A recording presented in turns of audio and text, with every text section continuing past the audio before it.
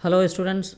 तो आज मेरे हाथ में किताब है लिविंग साइंस क्लास 4 की किताब। और आज मैं आपको सॉल्यूशन बताने जा रहा हूँ चैप्टर 12 का। चैप्टर 12 जिसका कि नाम है एयर वाटर एंड वेदर।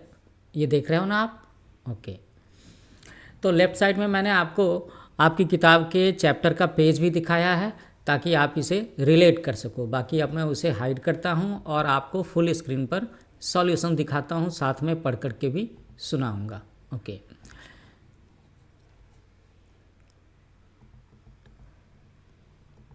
तो पहला सवाल, tick the correct answer.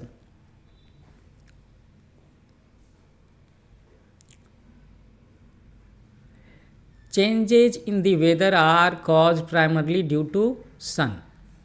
Second, clothes take long time to dry when the air is wet. Third, the process of changing of liquid water into vapor is known as condensation.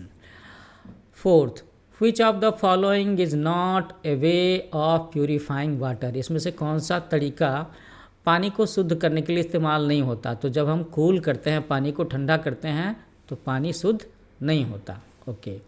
5, Frost is formed when it is very cool. जब बहुत ज़्यादा ठंड होती है तभी Frost का formation होता है। So now we will move to second question B. Change the underlined words to make correct statements and rewrite the correct statements in your notebook. तो मैंने correct statement को लिख करके यहाँ पे टाइप किया हुआ है। तो 1, the weather changes from day to day. Second, the rotation of the earth on its axis causes day and night. Third, in summer the days are longer. Fourth, a flame Burns upward. जब भी हम कुछ जलाते हैं तो उसकी जो लौ होती है, ये है ना कैंडल की लौ, वो हमेशा ऊपर की तरफ ही तो होती है, ये। Okay. Fifth one, hot air lighter then cold air, है ना। ओके। तो ये जो गर्म हवा होती है वो ठंडी हवा से हल्की होती है, इसीलिए तो वो ऊपर की तरफ जाती है। Okay. So now 6, in coastal areas cold winds blows in coastal areas cold wind blows towards the land during the day. Okay.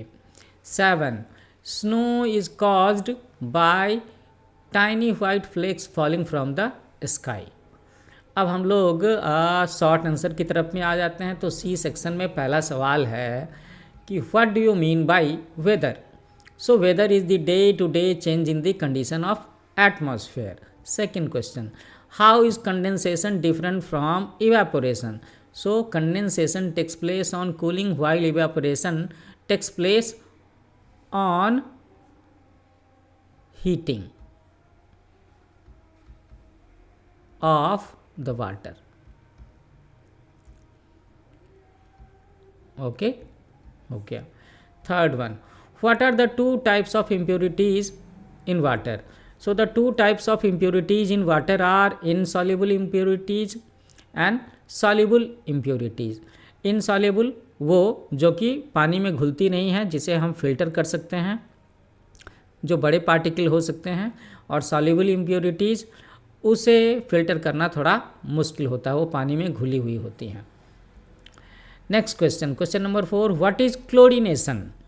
So the process of adding chlorine to kill germs of water is called chlorination.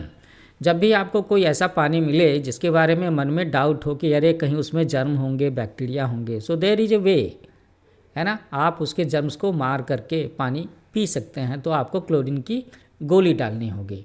Question number 5, define water table of an area. किसी area के water table से आप क्या समझते हो, उसे कैसे बताओगे? So the level of underground water in an area is called the water table.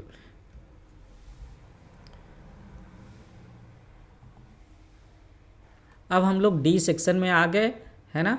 तो डी सेक्शन का पहला सवाल है कि व्हाट इज लैंड ब्रिज। आपने पढ़ा होगा ना, लैंड ब्रिज और सी ब्रिज, किस तरीके से ज़मीन से समुद्र की तरफ में हवा बहती है और समुद्र से ज़मीन की तरफ में हवा बहती है। तो पहला क्वेश्चन है लैंड ब्रिज के बारे में, and how does it occur.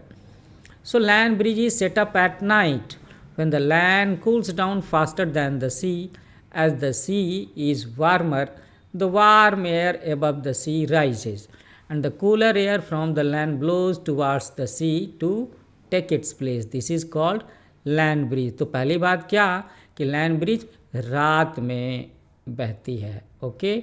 दूसरी बात क्या कि ये लैंड से सी की तरफ में बहती है ना। और इसी का ठीक अपोजिट हो जाएगा आपका सी ब्रिज। सी ब्रिज दिन में समुद्र से ज़मीन की तरफ में, ओके। अब हम लोग डी सेक्शन का सेकंड क्वेश्चन सॉल्व करने जा रहे हैं, that is how is hello, है ना। वो जो ओले होते हैं ना, ओले, how is hail different from snow? So hail is formed due to freezing of raindrops passing through a very cold region of the atmosphere. Question number 3, what are the different ways of purifying water? पानी को शुद्ध करने के कौन कौन से तरीके होते हैं? So we can purify water by sedimentation, decantation, filtration, boiling और by adding potassium permanganate, है ना। सेडिमेंटेशन, डिकेंटेशन, फिल्ट्रेशन, बॉइलिंग और पोटेशियम परमैंगनेट के जरिए हम लोग पानी को प्योरीफाई कर सकते हैं। आई होप आपको मेरे सॉल्यूशन अच्छे लगे होंगे। तो आपको करना क्या है कि चैनल को, वीडियो को लाइक करना है, शेयर करना है, सब्सक्राइब करना है और अपना कमेंट ज़रूर लिखना है। किस चैनल के लिए? मेरे चैनल का नाम है new age coaching. So thanks for watching, happy learning with new age coaching. मिलते हैं नए वीडियो में नए चैप्टर की समरी या सॉल्यूशन के साथ में।